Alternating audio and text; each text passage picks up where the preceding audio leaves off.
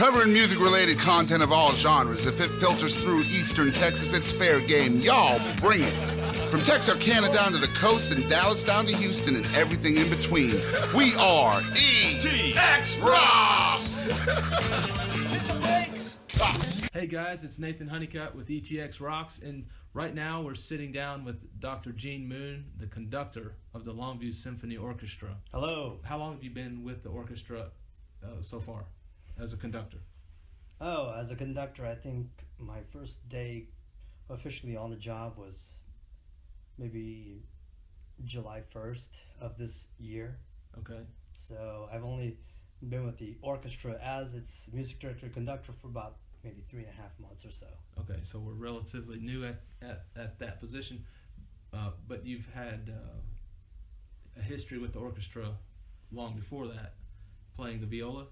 Yeah, I was in the viola section. I've served as its principal orchestra for a couple concerts, and also within the section for about maybe on and off 4 years or so.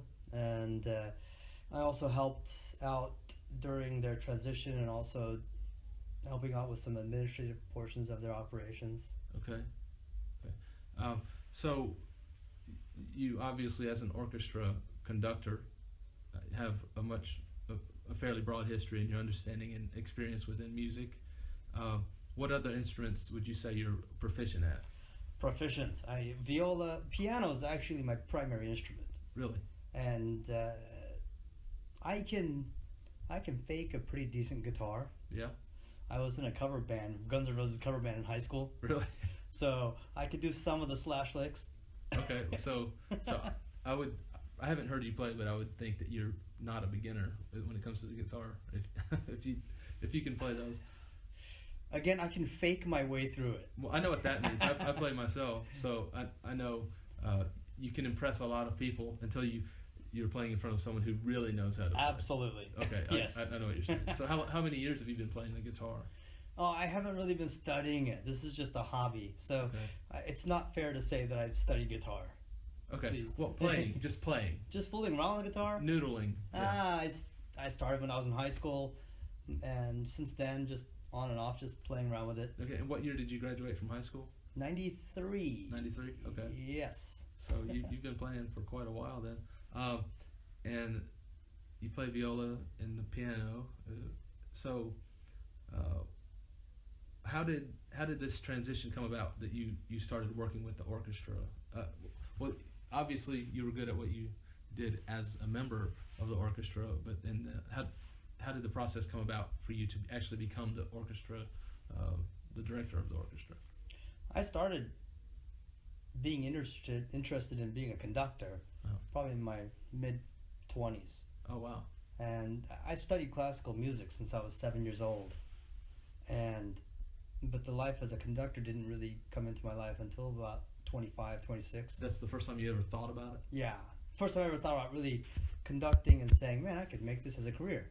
Oh, right. And so along the course of anyone's career as a conductor, they work in different fields of orchestras, young high school groups to college groups to professional groups. Mm-hmm. So I've been working with college and high school groups as a conductor for about a good 15 years now. And you've toured around and actually worked with several different youth orchestras, is that right?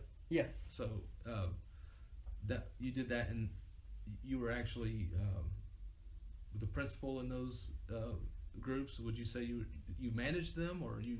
I was a conductor. You were the conductor. Yeah, okay. I wouldn't necessarily say a principal's more denoted to a member of the orchestra who's a player. Right.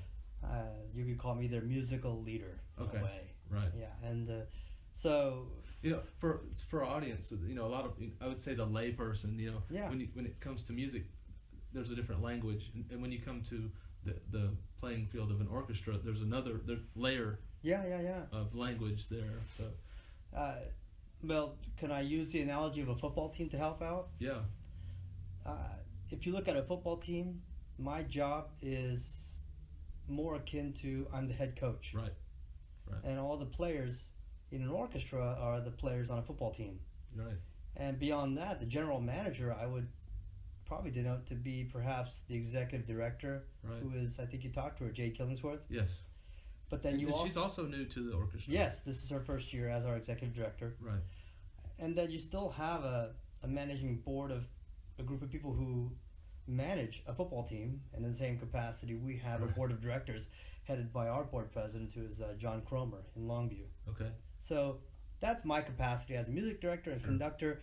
I'm the head coach. I make all the decisions that impact what happens on stage, just like the head coach does what impacts Right. on the field. So, in that light, what is it? What's it been like? You're relatively new there.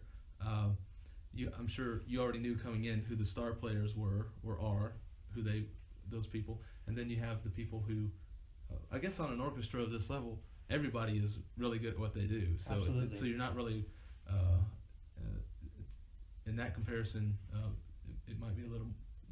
There's a different dynamic there, but so the orchestra, what's going on right now as far as you coming in and where you see yourself working with the orchestra? What challenges are you?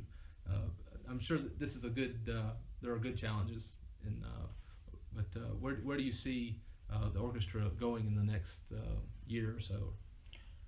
I think, from my perspective, the Longview Symphony Orchestra is a vital part of the community in Longview and also within this region of East Texas. Right. And you and I both, and all of our friends, every day, every week, every month, every year, we have a large choice of different things to do. We can go to a football game, we can go to a museum, we can. There's just so much we can do. Live music. Yeah, live music. My job with the Longview Symphony is I want to make sure that the Longview Symphony thrives, so it's part of your experiences that you enjoy throughout the year. Right. I don't want it to replace everything you do. Right. But how can I make the Longview Symphony just something that you do 2-3 times a year? Yeah. And that's the challenge that I face, along with the orchestra and the board, and with everybody involved in it.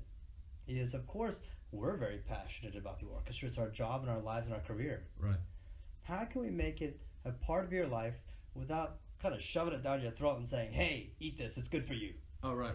I don't want to be that way. Well, and sometimes we can come across that way unknowingly. in a fair comparison, when a kid does not eat his spinach like he was supposed to, even though it's one of the best things he can eat, he's not familiar with it maybe.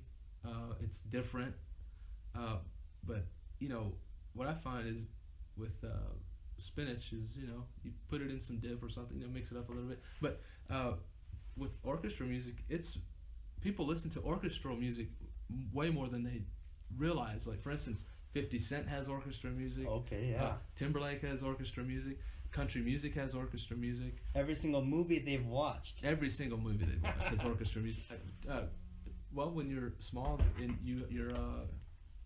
the cartoons have orchestra music, and even some of the bands that we work with ETX Music, sometimes a lead singer or somebody will get up, or a guitarist, and they'll actually play with an orchestra. Yeah.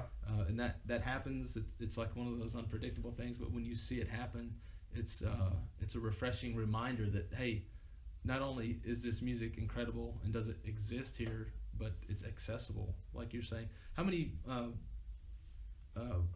events would you say you have in Longview itself, or do you travel out more, or what? All of our concerts are in Longview. All of them, okay. Although, when I say that, I mean all of our primary orchestra concerts. Okay. We do 4 a year, and those are at the Belcher Center. Okay. But then we also do programs called box lunches. And the box is not B-O-X, but actually BACH. B-A-C-H, akin to the Baroque composer Johann Sebastian Bach. Right. And those are once every 2 months on a Friday at noon. And you get to come to a church, either sometimes in Longview, Kilgore, or in other areas around here, and enjoy a 45-minute program. And it's just a nice break in the middle of your workday. While you're eating? Well, you can. They have, usually at a church, will have part of the fellowship hall designated for people to bring their lunch and enjoy it there, and then go over to the sanctuary for the program. Oh, I see. Or you can obviously have your lunch wherever you'd like. And do people come and go and? Exactly. Oh, okay, that's nice. So, box lunch. Box lunch. That's an interesting thing. Interesting. So it has a double meaning. And now, if you bring Jack in the Box lunch as your boxed lunch for a boxed lunch, then it's box lunch times 3. Now you just created a very intriguing sponsorship possibility there. Yeah. Well, hey, that's what we do. We like to That's nice. mix things up. For that matter, we can pull in UPS. Yes. Yeah. The brown box. Yeah. Or maybe there's a famous boxer who would like to come eat some lunch and listen to some music.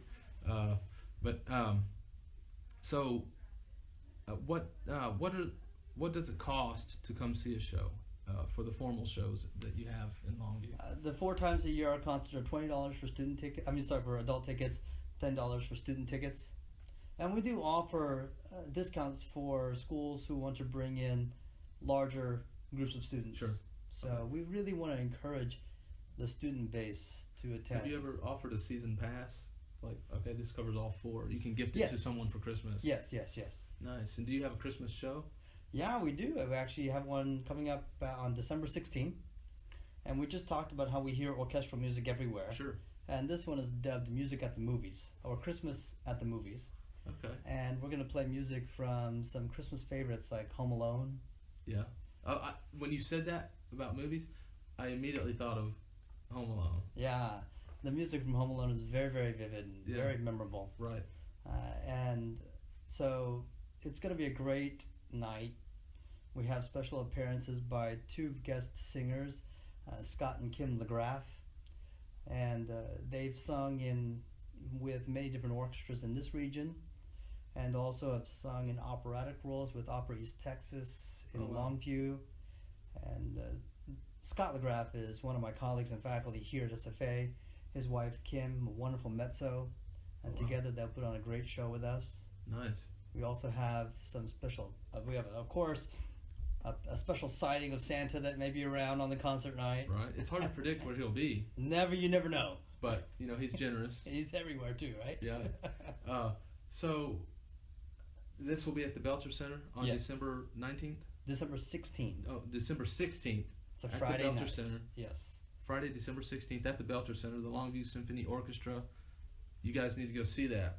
I would love to come see that. So now, with you're on the other side.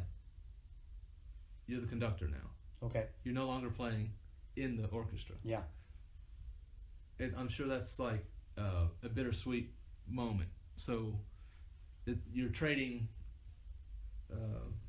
spaces there. Yeah. Has that been hard to deal with? That, hey, I don't get to play with these guys like I...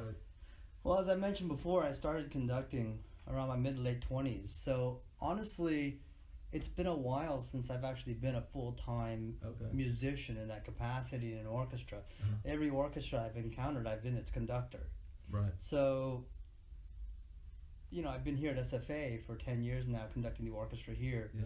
And so I haven't been on that side as a musician for a while. Okay. But periodically I join the orchestra and perform with the one here at SFA when I have another colleague conducting. Longview Symphony, same kind of relationship there. I've played a few concerts. Now I'm on the other side, like you mentioned, as its conductor. Yeah. And I do miss being a musician in the orchestra. But honestly, as a conductor, I view myself as another musician with them. Right. While I do give them direction and I ask them to play certain things the way I'd like to hear them, ultimately I respect each player because they're the ones that get to make the music actually happen. Right. And by you bringing it together, in a sense, you are playing those strings. Absolutely. Yeah. I feel like I am joining them when they play those strings or blow through the trumpet or play the percussion. Well, for someone who doesn't really, I understand to some degree how being a conductor, that you actually are influencing what they're doing. But you'll see a kid grab a couple sticks and he's waving his arms around like he's the conductor, like that's all it takes. I'm just waving my hand. So how would you describe what you as a conductor actually, what are you doing? Yeah. And I know that you have certain expressions. A certain person you might wink at because to them it means a certain thing, like, hey, remember you get that, or you the little nuance. You're communicating on a level that most people don't understand. How would you explain that? That's a great question. And frankly, I got to harken back to my analogy with a football team. Mm-hmm. Now, we see them play 4 15-minute quarters. Right. But we hardly ever see what really goes into playing that one game. Sure. All the summer practices, all the two-a-days, all the drills they run. And so the head coach builds that relationship with each player. He knows the strengths and weaknesses. He knows how to work with them, how to encourage them, how to inspire them, and how to make those teams become such viably successful together. Right. And that's what I do with the orchestra all the times that the audience never sees them. Mm-hmm. Is I work with the musicians, I communicate with them, I learn about them. I want to know what they like to do, not only on stage, but in their spare time. What are their hobbies? Yeah. What makes them intrigued by the way they live in whatever city they're in? Right. And so that helps me pair them together, helps me learn about what kind of music to write. I'm not write, but compose. Right. Conduct, sorry. I'm going through all the wrong Yeah. words there. And to determine what kind of music to program. What's going to best fit this quote-unquote team? Mm-hmm. And how can I best highlight this team? And to me, that's the unique concept about being a conductor that no one ever sees. I always even tell my students here who desire to be conductors, I say, okay, but let me tell you, 90% of the job is what you do off the podium, away from the concert time. Mm-hmm. Don't tell me you want to be a head coach because you think it's so easy because you play Madden football on the PS2 and you think it's that easy. There's a musician from here in East Texas. He passed away this year, but his name's Uncle Dallas. That's what he went by, and he said playing music is the easy part. You know, the other parts, you know, it's the practice, the playing the music wrong and having to go back and get it right, and just staying on top of your game and all the things that go into it. You know, you see a nice big building, and it's hard to imagine digging out that foundation that's already laid there. So do you ever, you mentioned composing, do you ever, I'm sure you have composed some music, do you think, and is it fitting for an orchestra to play the music of the composer himself or herself? Oh, you mean the music of like a conductor? Right, like you write, let's say you write the music, do they play any of your music?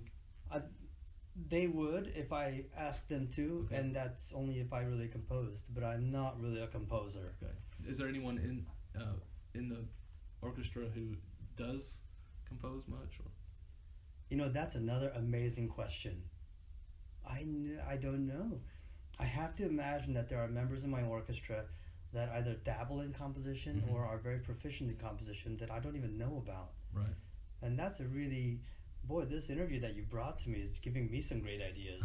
Good. And I never thought about who might be composing in the orchestra, but I do love to play new music. And playing new music is what furthers our desire to hear more music, play more music, and share more music with our community. Yeah. So, do you ever record? Has the orchestra recorded? Or is the orchestra planning to record in the next season or anything like that? I think we might have recordings for archival purposes, but we don't have recordings that are used for live broadcast or public broadcast or public consumption. Sure.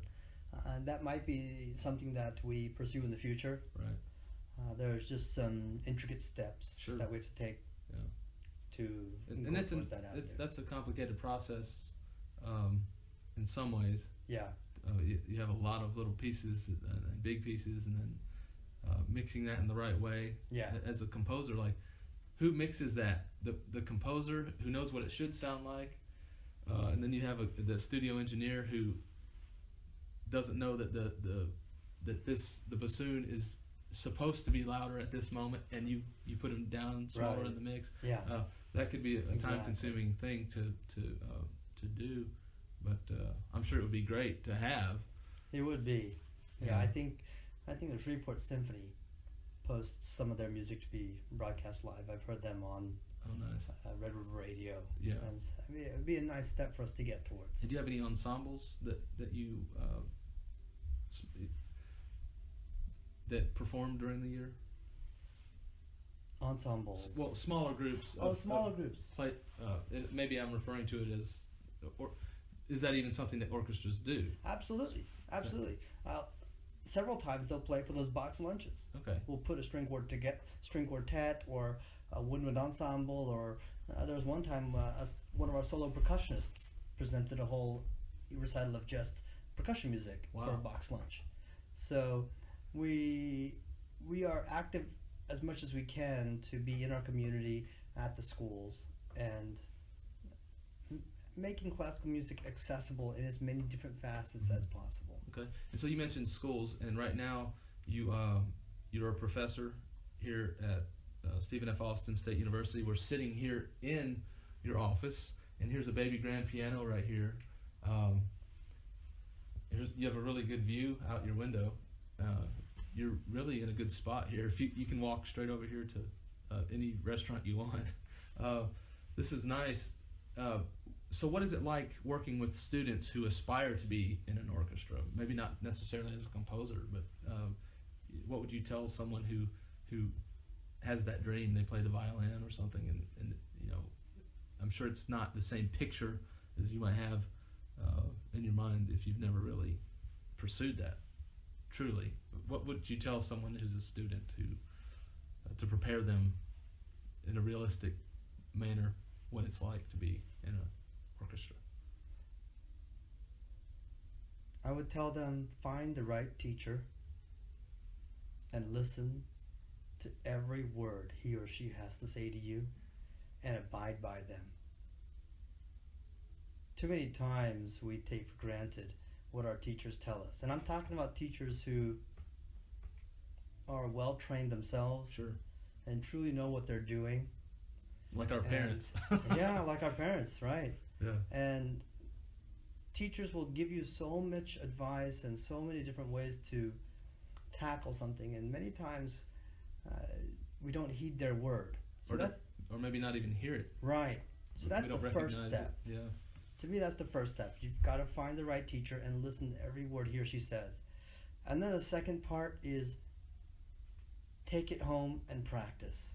Work, train, develop, listen, watch, attend other classical programs, and then rinse and repeat and do it again and again and again. Right. And just remember, when you actually become very successful and you get that spot in an orchestra, or as a soloist, or in any capacity as a musician, just remind yourself this.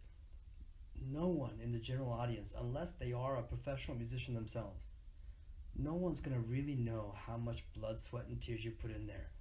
So don't expect people to really understand what you went through, because it's going to be tremendous if you really want to be successful, how much you have to go through to achieve that. So the uphill battle has a direct correlation with the view.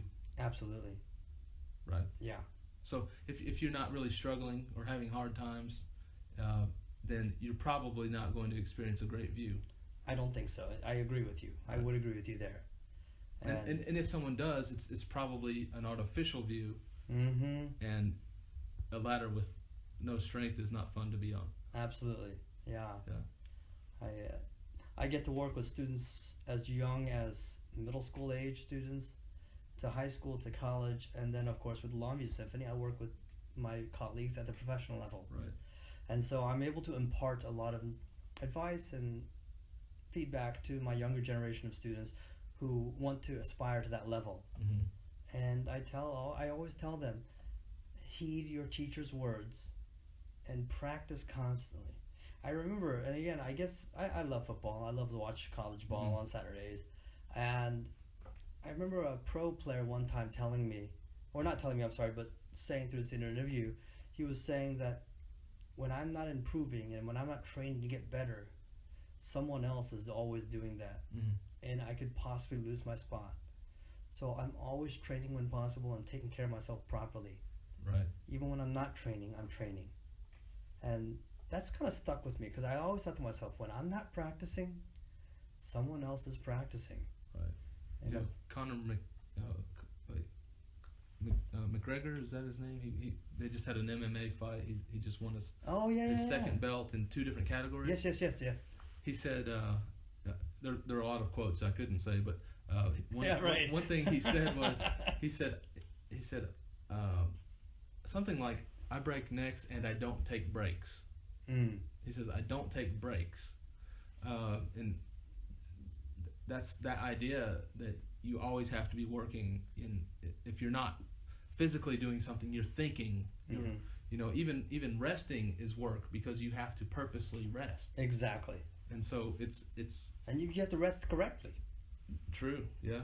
So what is your rest like? You know, is it truly, you know, restful? Right.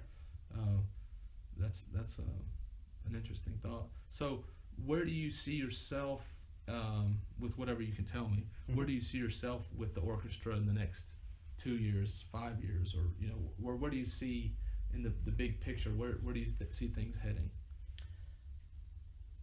I'd like to see the orchestra be able to offer more concerts throughout the season. And my goal is to get the Longview Symphony Orchestra more entrenched in the schools and more involved with our teenagers and in their lives, and in the surrounding universities, and build relationships with these institutions and with these educational schools so that we can make an impact early on in their lives. And that's my number one goal with the orchestra.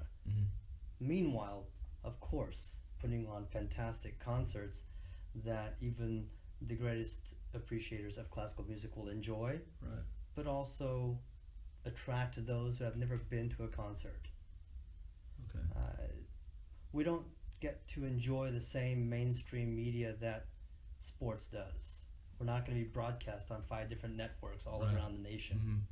So our steps are a little smaller than theirs each time we make progress, but progress is progress. And I will continually work towards that progress of making sure that we expose as many people to great classical music. What about collaboration with other artists who might assist in bringing people through the door? I'm very open to it. Really? I'm very open to it. I don't think the orchestra is only restricted to the classical view that everyone tends to see them in. Sure. Like you mentioned, there's no reason why. So I think, I believe that the Longview Symphony Orchestra, as any classical orchestra, needs to break out and be active in presenting music that mixes all different types of genres together. So rock and roll can definitely meet orchestra. Well, one example, Kayla Reeves, she won, we run the East Texas Music Awards. It's multi-genre. We just had the 5th annual event, red carpet event. And it's fan voted. And Kayla Reeves won Female Vocalist of the Year for 2012. And she's a vocalist for the Trans-Siberian Orchestra, the North American, or I think they have 2. One tours Europe actively, and one tours this side of the globe actively. Right.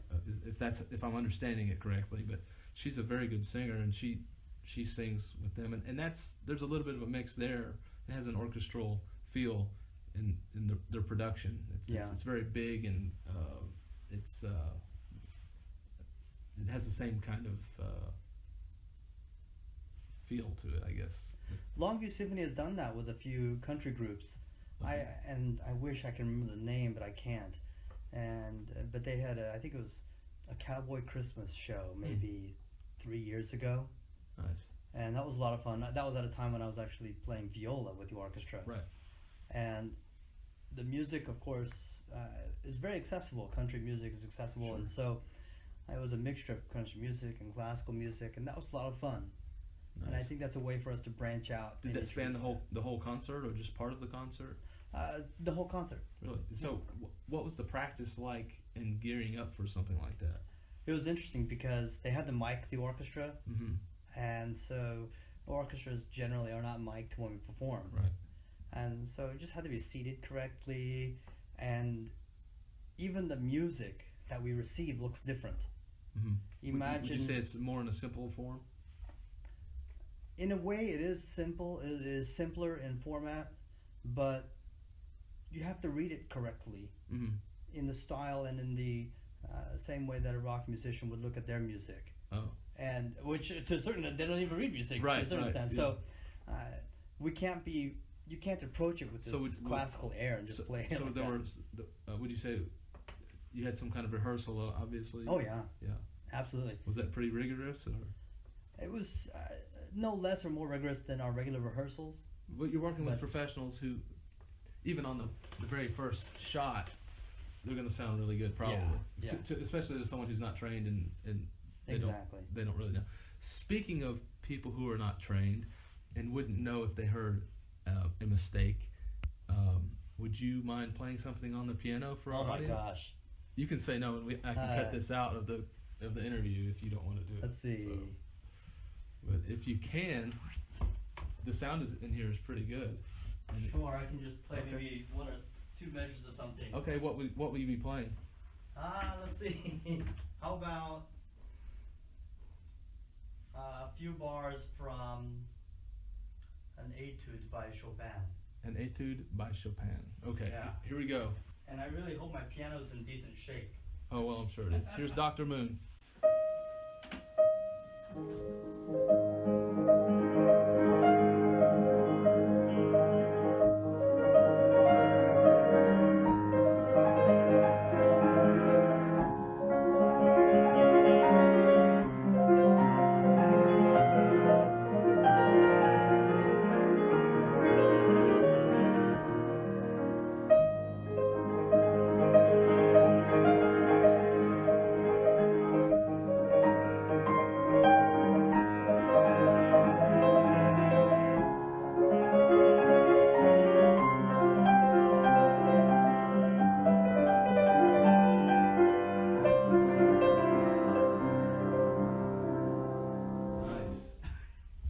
That was very ambient.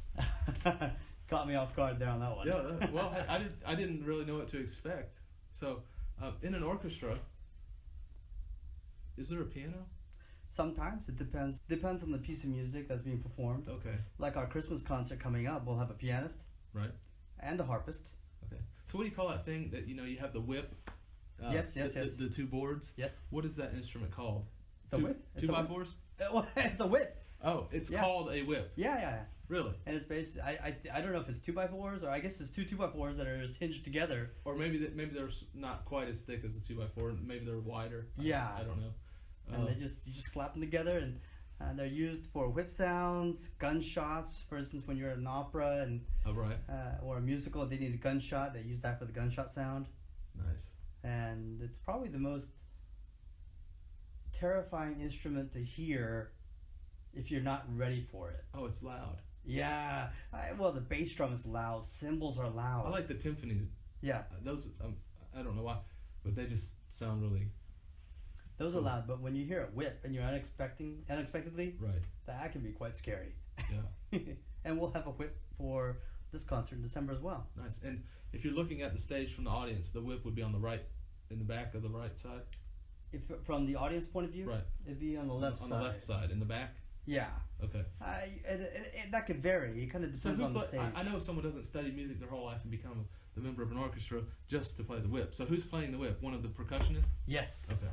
And the percussionists, they're trained very well because they have to play more instruments than anybody else. Right. They have to go from the triangle to the whip to the snare to the bass drum. Mm-hmm. And so they're very, very, very well versed in orchestra and band music. So what language do you play in? I'm joking. That's an interesting thing that musical notes span languages, right? Oh, the languages that describe how to play notes, yes. Right. Sometimes we read German words or Italian words, French words. Okay. Of course, the musical notation is all the same. Right. So let's say in France, it's I guess has a European origin. What is the language of written music? I mean, what do you call it? Just music? Because like in China, would they have the same? or in you know, is it the same? Are they playing the same notes? Yes. The same sheet music. Yes. Okay, so that it is its own language.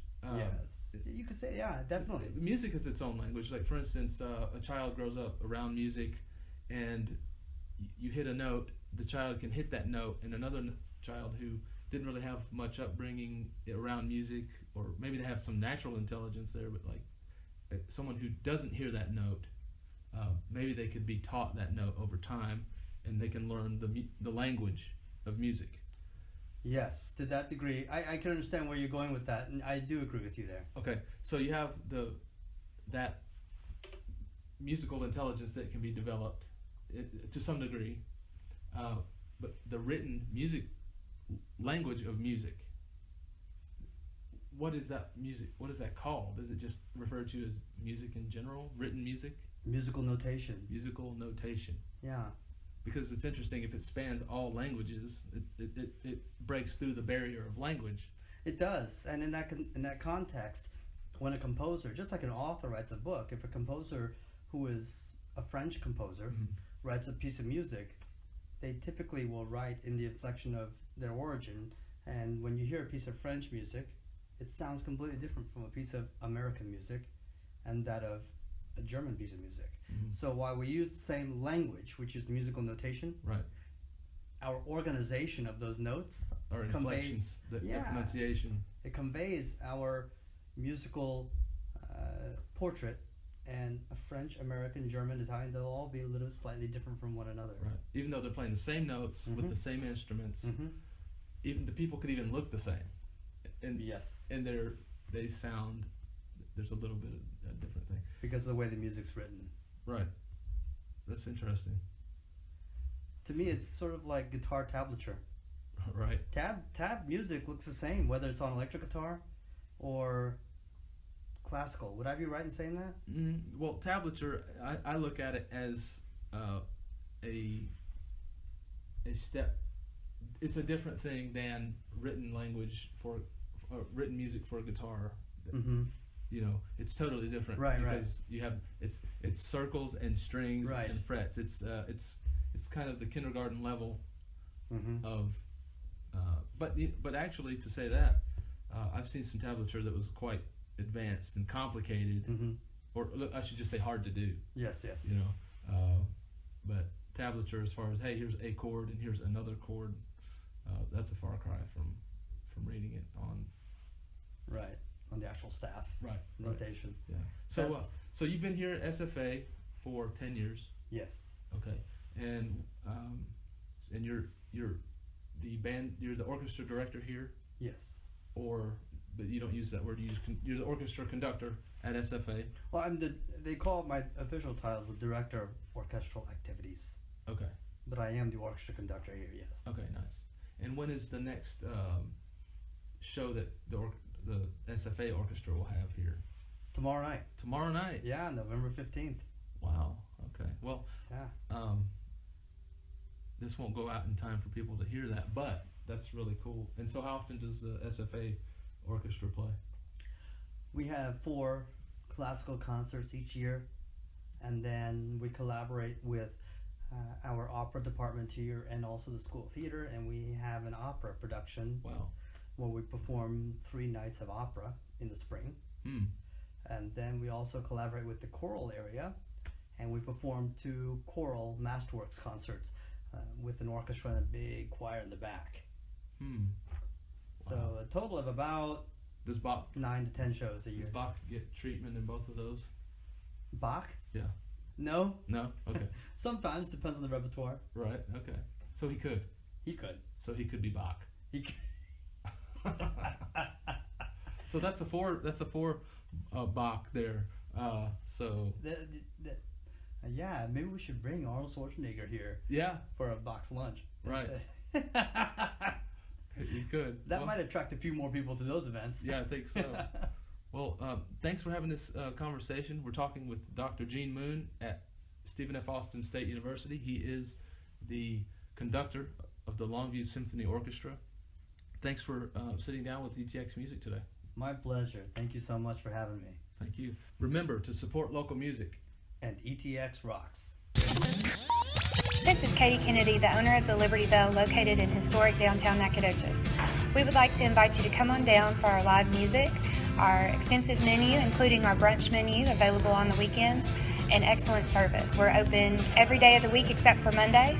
We've got live music every day and drink specials. So we'd love to see you in Nacogdoches. Come on down, tell them Katie sent you. We are ETX ROCKS! Hit the brakes!